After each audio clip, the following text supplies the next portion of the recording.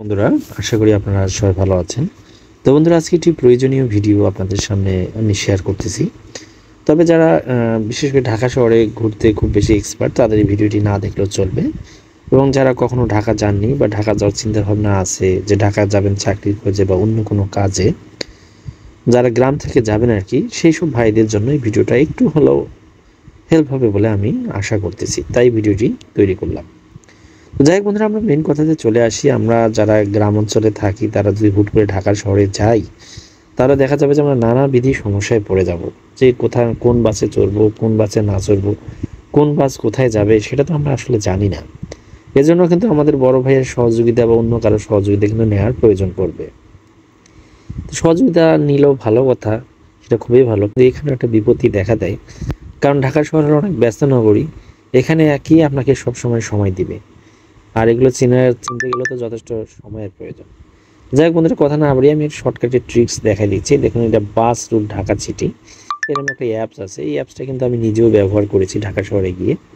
আপনারা চাইলে এটা একটু ব্যবহার করে দেখতে পারেন। হয়তো বা যারা প্রথমবার ঢাকা যাচ্ছেন বা ঢাকার এদিক ওদিক একটু ঘুরবেন, কোন বাসে চড়ে কোথায় যেতে হয় সেটা সম্বন্ধে একটু বেসিক আইডিয়া আপনাদের হবে, যেটা আপনাদের অনেক হেল্প করবে। যেমন এখানে দেখতে পাচ্ছেন, প্রথমে উপরে লেখা আছে যাত্রা শুরু, স্টেশনের নাম লিখুন।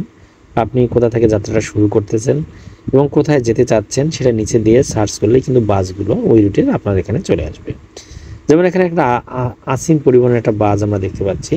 এই বাসটা দেখুন, Gabtoli technical, Ansar camp, Mirpur 1, Sony cinema hall, Mirpur 2, Mirpur 10, Mirpur 11, Purabi, Kalshi, অনেক কিছু হয়ে শেষ পর্যন্ত গিয়ে কিন্তু বাসটা ডোমরা স্টাফ কোয়ার্টারে গিয়ে কিন্তু থামবে। এই বাসের কিন্তু রুট হলো এটা। আপনি যদি আসিম বাস দেখতে পান, তাহলে বুঝবেন যে এই বাসটা এখান থেকে ওখানে যাবে। তাছাড়া অগ্রদূত বাসটাতে যদি আপনি চড়েন, তাহলে তার রুটটা দেখতে পাচ্ছেন সাভার, হেমায়তপুর, আমিনবাজার, গাবতলী টেকনিক্যাল, এরকম করে শেষ পর্যন্ত নতুন বাজার পর্যন্ত যাবে। আর উল্টো দিকে ঘুরলে কিন্তু ঠিক ওখান থেকে আবার এখানে আসবে। তো বন্ধুরা, আপনার যারা যারা নতুন ঢাকায় যাবেন, তাদের জন্য কিন্তু আসলে অ্যাপসটা একটু হলেও হেল্প করবে বলে আমি আশা করি। এখন আপনাদের কথায় অ্যাপসটা কোথায় পাবেন? অ্যাপসটা তেমন কোথাও যেতে হবে না, জাস্ট প্লে স্টোরে আসবেন। আসার পর বাস রুট ঢাকা সিটি দেখলেই পাবেন। অনেক অ্যাপসে আছে, আমি অ্যাপসটা ব্যবহার করেছি এবং ভালো লেগেছে, তাই এটা আমি আপনাদের সামনে দিলাম। আপনারা চাইলে আপনাদের বিভিন্ন ধরনের অ্যাপস আপনাদের ভালো লাগতে পারে, আপনারা চাইলে সেই ধরনের অ্যাপসগুলো আপনারা ট্রাই করে দেখতে পারেন।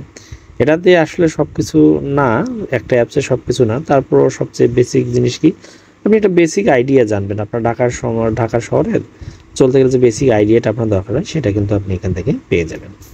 তো ঠিক আছে বন্ধুরা, যারা নতুন ঢাকা যেতে চাচ্ছেন ঘুরতে, বেড়াতে বা চাকরির কাজে, তারা চাইলে এই অ্যাপসটা একটু আপনারা ঘাটাঘাটি করে দেখতে পারেন। হয়তো বা আপনাদের ব্যক্তিগত লাইফে কিছুটা হলেও উপকার হবে। আজকে